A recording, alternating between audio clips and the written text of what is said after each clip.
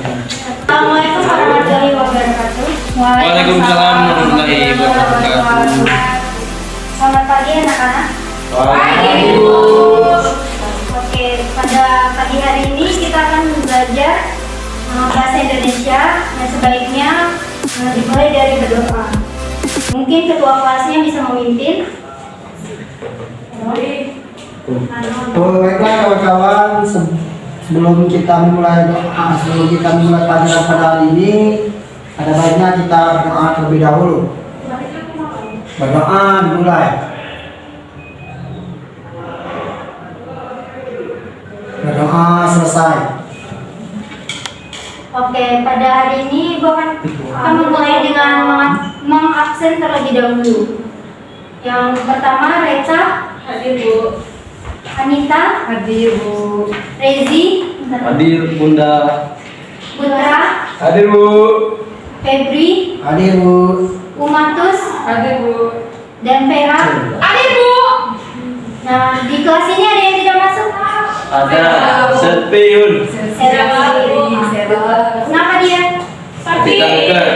Sakit. Oke. Sedikit Ibu ingin menyampaikan, tidak apa kita capek di masa muda, tapi sukses di masa depan. Jangan buang waktu kalian untuk bermain, karena apa yang kamu pelajari hari ini akan berguna di masa depan kalian. Oke, di sini Ibu akan memberikan contoh, yaitu ada alat dan bahan. Yang pertama ada 2 buah mangga, yang kedua ada air es, yang ketiga ada es batu, yang keempat ada gula, ada blender, dan ada gelas. Oke, langkah-langkahnya yang pertama, kupas 2 buah mangga tersebut, lalu potong dengan kecil-kecil, lalu masukkan ke dalam blender, isi air secukupnya, isi es batu, dan gula secukupnya. Lalu kita blender bahan tersebut. Setelah halus, kita sajikan pada gelas yang telah kita sediakan tadi. Oke, dari contoh yang Ibu jelaskan tadi, apakah ada yang mengetahui apa materi yang akan kita bahas pada pagi hari ini? Jus mangga, Bun. Yang lain? Yang lain? Teks prosedur. Oke, baik. Jadi pada pagi hari ini kita akan membahas tentang teks prosedur. Oke, pada pagi hari ini kita akan belajar tentang bahasa Indonesia kelas 11 semester 1 dengan kompetensi dasar 3.1, mengkonstruksi informasi berupa pernyataan-pernyataan umum dan tahapan-tahapan dalam teks prosedur. 4.1, merancang pernyataan umum dan tahapan-tahapan dalam teks prosedur dengan organisasi yang tepat secara lisan dan tertulis. 3.2, menganalisis struktur dan kebahasaan teks prosedur. Dan 4.2, mengembangkan teks prosedur dengan memperhatikan hasil analisis, isi, struktur, dan kebahasaan. Oke, bisa siswa sekalian lihat di sini ada indikator pencapaian kompetensi. Kita masuki pelajaran. Baiklah, di sini kita akan belajar tentang yang pertama, pengertian dan ciri-ciri teks prosedur. Yang kedua, struktur teks prosedur. Yang ketiga, jenis-jenis teks prosedur. Dan yang keempat, unsur atau kaidah kebahasaan teks prosedur. Yang pertama, pengertian dan ciri-ciri teks prosedur. Apa itu teks prosedur? Apakah dari siswa sekalian ada yang mengetahui? Tidak. Oke. Teks prosedur ini adalah teks yang berisi langkah-langkah yang disajikan secara berurutan. Next. Apa saja ciri-ciri teks prosedur? Yang pertama, berisi langkah-langkah. Yang Yang kedua, bersifat objektif. Yang ketiga, dijelaskan secara detail. Yang keempat, bersifat aktual dan akurat. Yang kelima, menggunakan kata kerja aktif. Yang keenam, menggunakan konjungsi atau kata penghubung. Yang ketujuh, menggunakan imperatif atau bersifat memerintah. Yang kedelapan, menggunakan kata keterangan. Dan yang kesembilan, menggunakan kata larangan dan saran. Kita masuki materi yang kedua, yaitu struktur teks prosedur. Oke, di dalam struktur teks prosedur ini terdapat pernyataan umum, di mana pernyataan umum ini adalah bagian awal atau pembuka teks prosedur yang berisi tentang tujuan, pengantar umum yang menandai apa yang akan kita lakukan. Selanjutnya ada tahapan-tahapan teks prosedur. Tahapan-tahapan ini adalah langkah yang harus diikuti untuk mencapai tujuan dengan tepat. Lalu ada tujuan teks prosedur, yang mana tujuan teks prosedur ini bertujuan memudahkan pembaca maupun pendengar agar dapat mengikuti langkah atau perintah dari isi teks yang tujuan akhirnya bisa sesuai keinginan pembaca maupun pendengar. Next. Selanjutnya langkah-langkah. Langkah-langkah ini adalah cara-cara yang harus ditempuh atau yang dilakukan untuk mencapai tujuan yang dilakukannya kegiatan tersebut. Selanjutnya penegasan ulang atau penutup.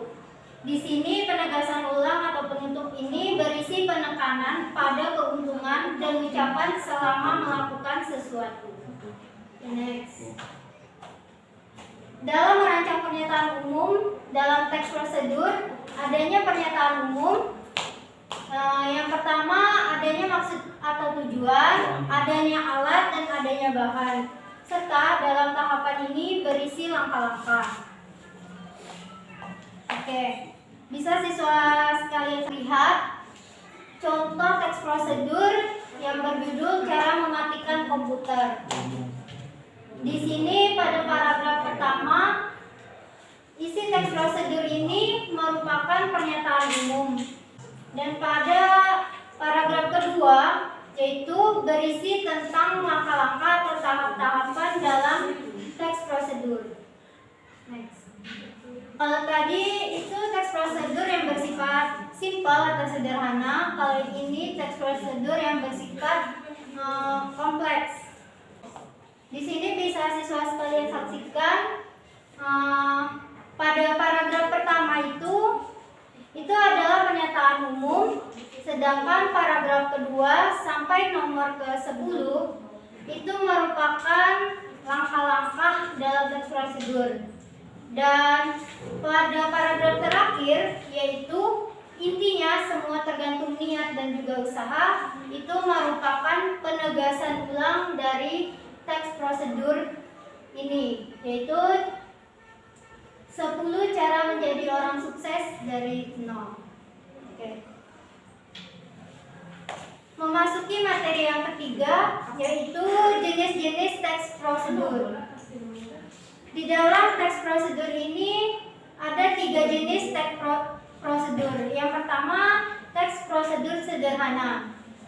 Teks prosedur sederhana ini yaitu teks yang berisi langkah-langkah yang singkat, yaitu 2 atau 3 langkah. Yang kedua, ada teks prosedur kompleks, yaitu teks yang mempunyai banyak arahan secara detail atau banyak langkah dalam melakukannya.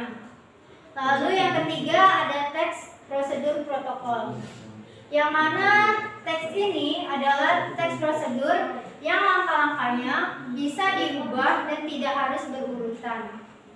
Oke, next.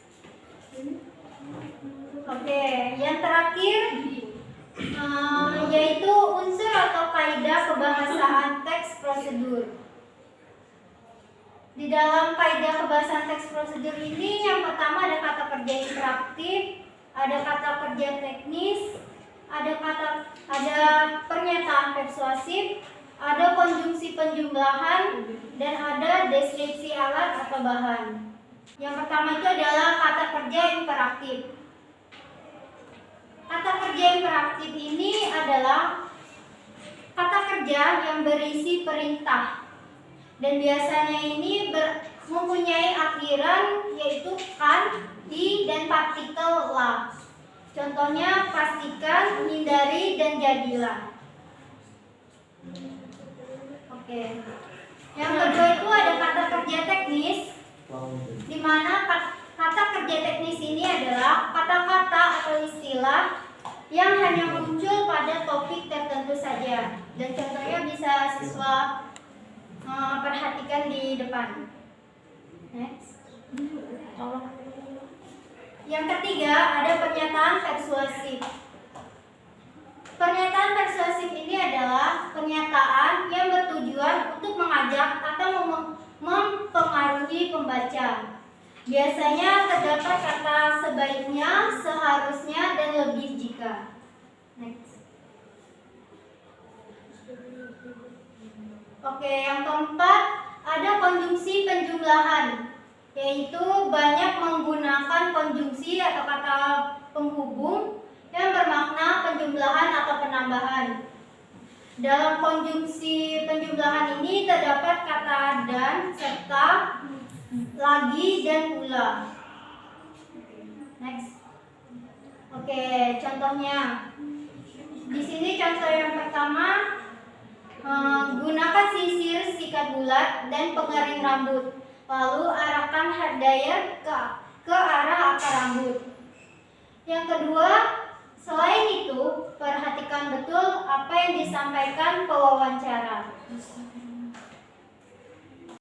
Oke, yang terakhir ada deskripsi alat atau bahan. Apabila prosedur itu berupa resep dan petunjuk penggunaan alat, maka akan digunakan gambaran berisi tentang benda, alat, dan bahan yang dipakai, termasuk ukuran, jumlah, dan warna. Nah, contohnya yang pertama, sebelum memasukkan bahan-bahan, pastikan bumbu sudah mengeluarkan aroma harum dan berwarna kuning kecoklatan. Dan yang kedua, tambahkan garam secukupnya sekitar 10 mg atau setara dengan 1 sendok teh. Dan yang ketiga, apabila menerima tuduhan, mintalah surat tilang berwarna biru. Oke, ciri kebahasaan teks prosedur. Bisa siswa sekalian perhatikan.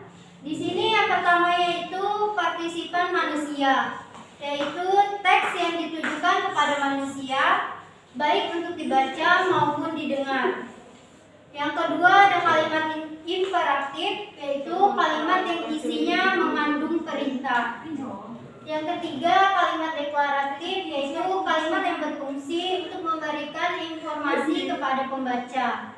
Yang keempat ada kalimat interrogatif, di mana kalimat interrogatif ini berisi tentang pertanyaan. Yang kelima ada verba material, yaitu kata kerja yang berimbuhan pada sebuah tindakan yang dilakukan oleh fisik orang yang melakukan. Contohnya memeluk, memukul, dan menendang. Dan yang terakhir, yang selanjutnya ada verba tingkah laku, yaitu sebuah kata kerja yang mengacu pada tindakan yang dilakukan dengan ungkapan. Contohnya menolak dan mendukung. Dan yang terakhir ada konjungsi temporal, yaitu kata penghubung yang berhubungan dengan waktu. Contohnya jika, apabila, seandainya, dan sebelumnya. Oke, next. Oke. Itulah materi kita pada pagi hari ini. Apakah dari siswa sekalian ada yang ingin bertanya? Ada yang ingin bertanya atau memberi kesimpulan? Tidak, Ibu. Tidak, Bu. Oke. Jadi jika tidak, maka Ibu akan memberi kalian soal. Bisa siswa sekalian perhatikan ke depan. Yang pertama itu carilah teks prosedur minimal 3. Lalu analisis bagian umum dan bagian tahapan-tahapannya. Dan yang kedua, sebutkan manfaat teks prosedur yang kita pelajari tadi. Baiklah, jika tidak ada yang bertanya, maka kita akan akhiri pertemuan ini. Wassalamualaikum warahmatullahi wabarakatuh. Waalaikumsalam.